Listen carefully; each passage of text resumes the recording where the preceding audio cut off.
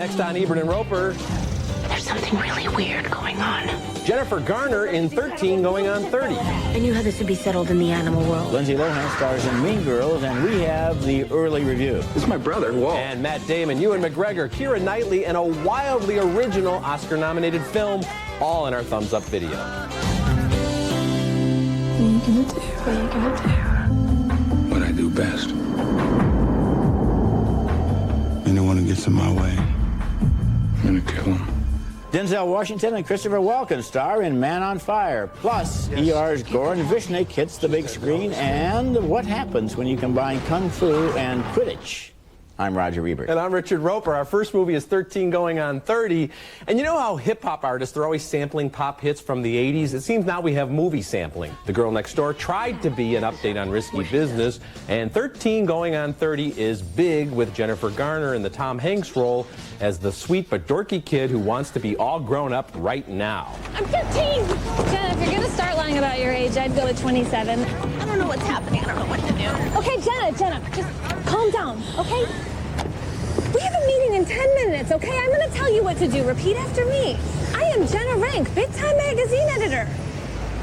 I am? Like Hanks in Big and Jamie Lee Curtis in Freaky Friday, Jennifer Garner is funny and endearing as Jenna, an adolescent who is literally trapped in an adult's body.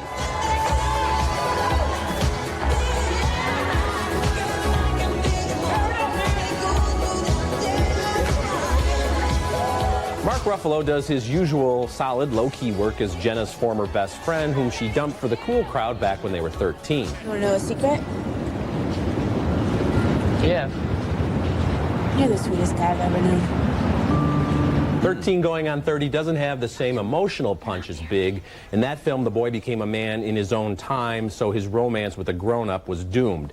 Here, Jenna actually shoots forward 17 years, so she can either go back in time or stay where she is, so the consequences aren't so monumental. But the film doesn't really linger on such mind-bending questions. It's really about a young girl getting a glimpse of her future and learning that her adolescent fantasies about adulthood are potentially disastrous. Jennifer Garner's already a celebrity.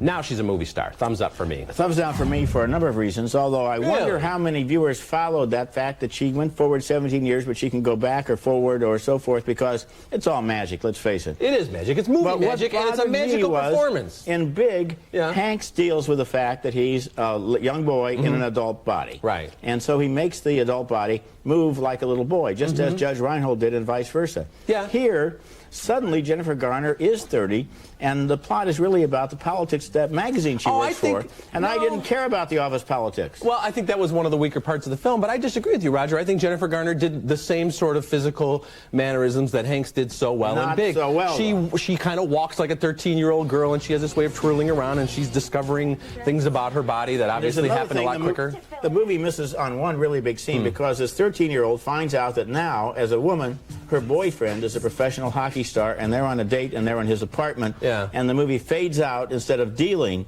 with how she dealt with that. Well, she deals with it a little bit later on. I just am surprised that, you know, there's, I think, such smart writing here, and Jennifer Garner, I think, is such a star. Oh, she's a star, sure. That you're pinpointing a few small things that you don't like about the plot and overlooking the overall charm of this film. Well, if I were 13 or going on 30, I think the movie I would like to see would be our next one instead. And that movie is named Mean Girls, and it's a comedy crossed with a sociological look at high school girls. And I really mean that. The screenplay is based on a serious nonfiction study of high school cliques, gossip, and popularity.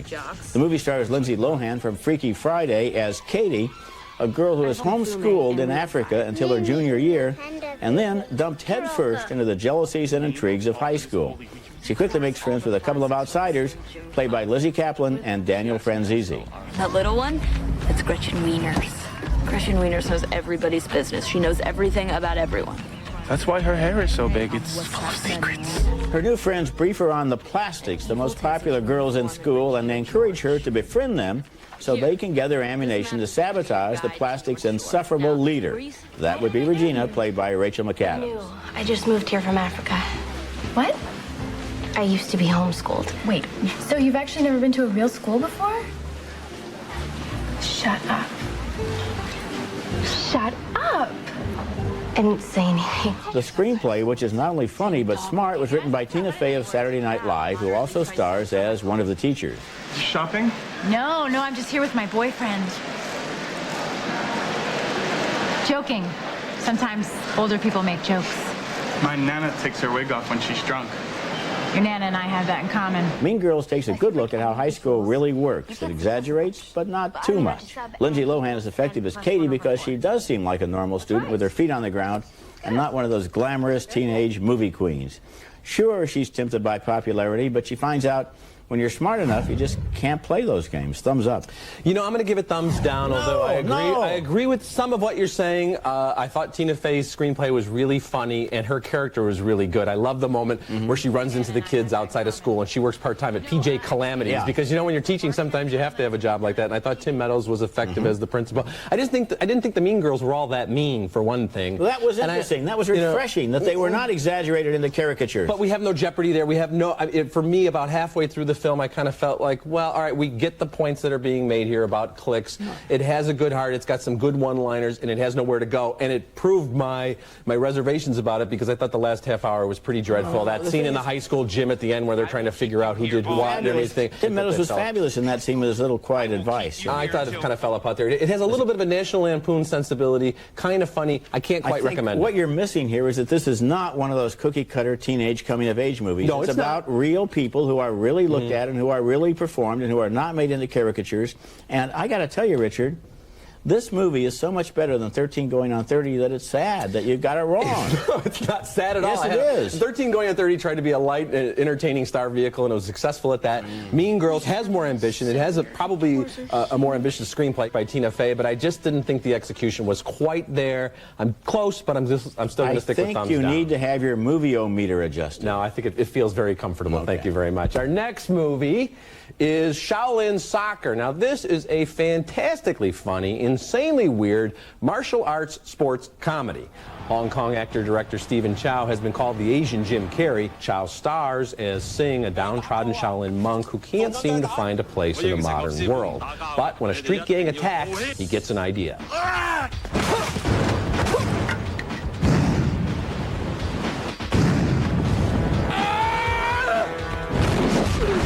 A disgraced former champion, once known as the Golden Leg, recruits Singh to captain a soccer team, much to the amusement of the Golden Leg's nemesis, Hung, who seems to be channeling the style of legendary movie producer Robert Evans. When the Shaolins square off against Team Evil, it's a soccer match as played by superheroes and powerful arch enemies.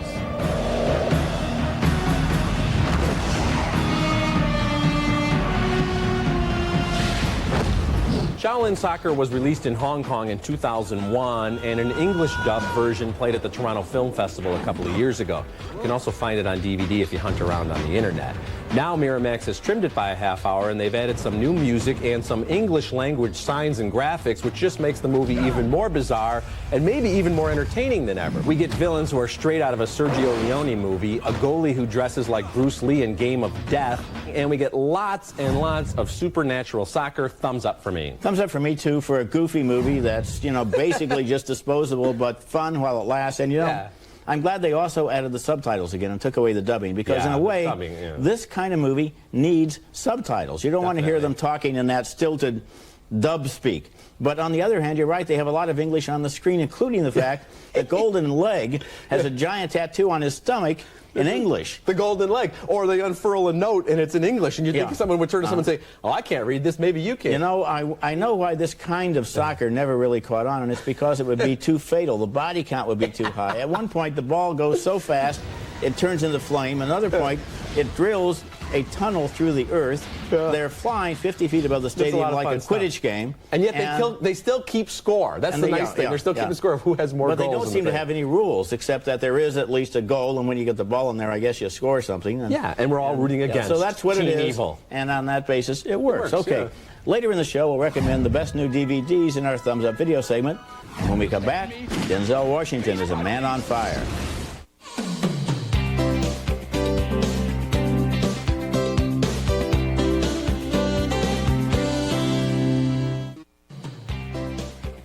Next week is brought to you by Capital One.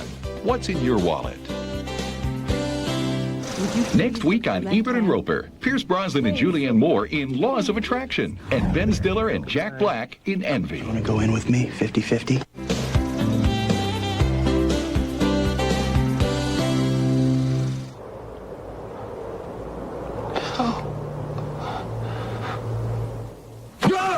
Goran Visnik from ER, who starred all week in Spartacus, plays a hypnotist in Close Your Eyes, an unusually effective occult thriller set in modern-day London.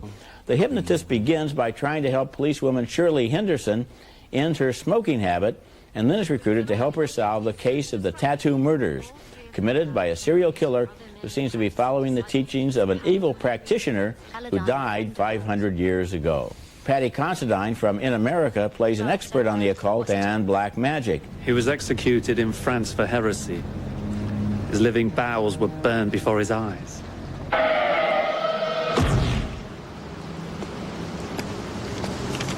He believed that the human soul was infused in the forepart of the brain behind the eye. Is there a pattern in the murders? Are they connected to churches built by a sinister architect? The trail leads to a strange old lady who seems to know a lot about that ancient black magic practitioner. Do you know of any active followers of his ideas? Half the population of Silicon Valley. I'm sorry? Well, naturally, none of them have ever heard of him, but they're all trying to download their consciousness into computers. Close Your Eyes is the kind of thriller that submerges itself in atmosphere and arcane lore. It's a little like The Exorcist that way. Goran Visnik is effective as the hero, and Shirley Henderson is emerging as one of Britain's best new actresses. She was in Whoever Wants to Kill Himself.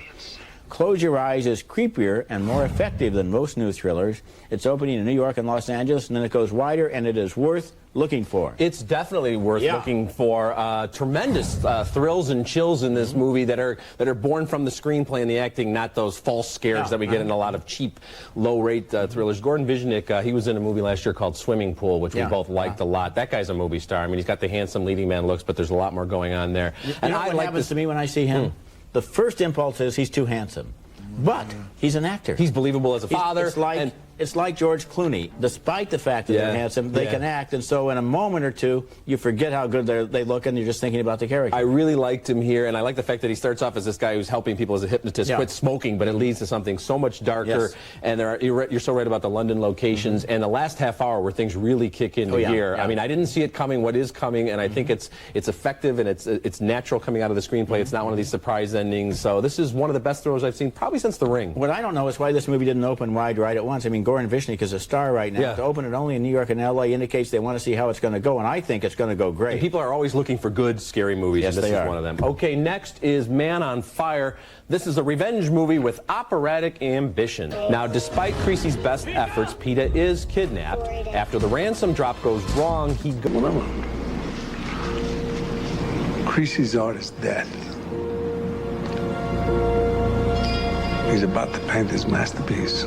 And that, of course, is the peerless Christopher Walken as Creasy's oldest friend.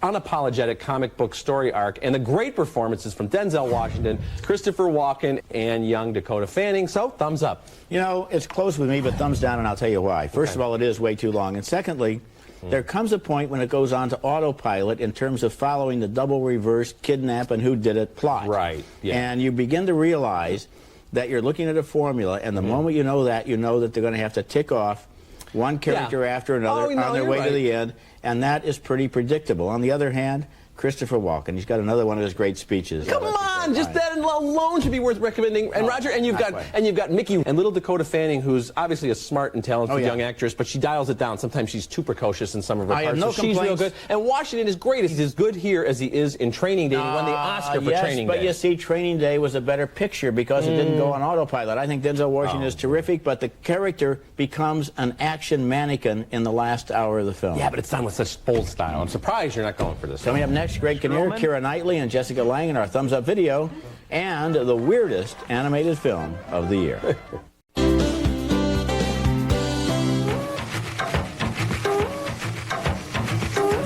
That old grandmother recruits 3 former singing stars to help her recover her kidnapped bicycle racing grandson in the weird and funny The Triplets of Belleville.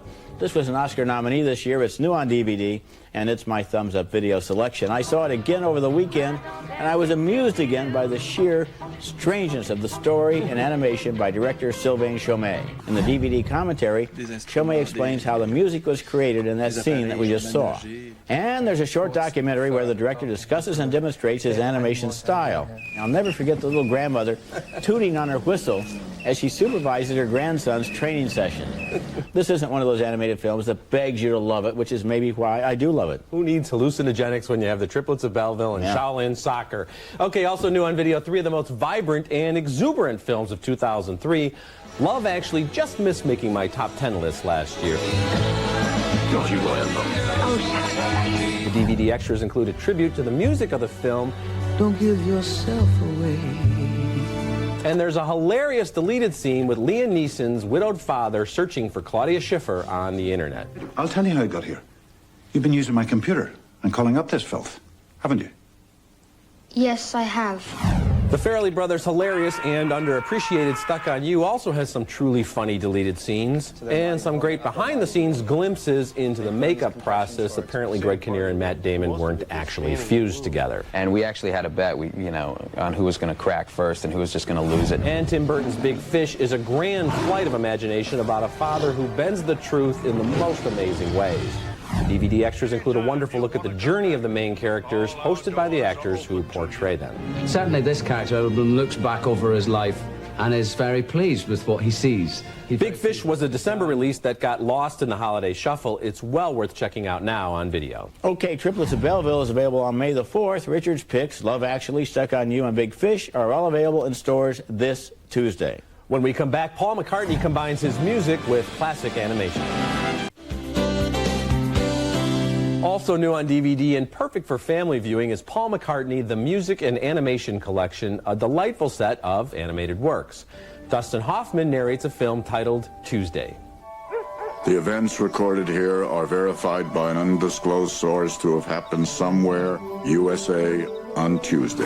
And I want to give special mention to the Criterion Collection release of the 1959 Japanese masterpiece Floating Weeds, featuring insightful commentary from my partner. And we would expect with a conventional director to go immediately outside into the fight, which now ensues in this wonderful sequence of the 2 people walking back and forth on opposite sides of a street with the rain in between them. Now, I have to ask you, when you're asked to do these commentaries, how do you decide which films you're going to do, and how do you say no to people when they ask you to do that? I only do films I love. So far, I've done Dark City, Casablanca, Citizen Kane, and now Floating Weeds by Ozu, who is one of the greatest directors of all time, and this movie is really a masterpiece. It's interesting you say that, because I've been asked a couple of times to provide commentary, and the films I really wasn't that big a fan of, so I'm a little surprised that they would ask me to do it. What are you saving yourself for? I would save myself. I'll tell you one thing, when Ferris Bueller has the 20th anniversary edition, they better come to me, because I will explain to people why that film is actually a suicide prevention movie. But you'll have to wait until they ask me to do that. Then I'll explain it someday. And it's also a comedy. Yes, it is. Okay, recapping this week's movies, we split on 13 going on 30. We split again on Mean Girls, which opens next week. 2 thumbs up for Shaolin Soccer, 2 thumbs up for Close Your Eyes, and we split on Man on Fire. And we'll be back in a moment. Visit our website at ebertandroeper.tv or at movies.com. Next week, we'll be back with reviews of Ben Stiller and Jack Black in Envy, and Robert De Niro and Rebecca Romaine Stamos in Godsend. Remember, you can hear all our recent reviews at ebertandroeper.tv or at movies.com, and read us in print at suntimes.com. And until next week, the balcony is closed. I'm just surprised with you at 13 going on 30, because Jennifer Garner is such a presence. I am so surprised at you about Mean Girls. It's clearly a better movie. It's not a better movie, and especially, as I said, the last part of that movie, they just sort of give up and go, let's just get wacky with the humor. Looking good is easy with the Conair rechargeable beard and mustache trimmer. It moves in close, trims any style with laser precision. Now with turbo power. Pure Red.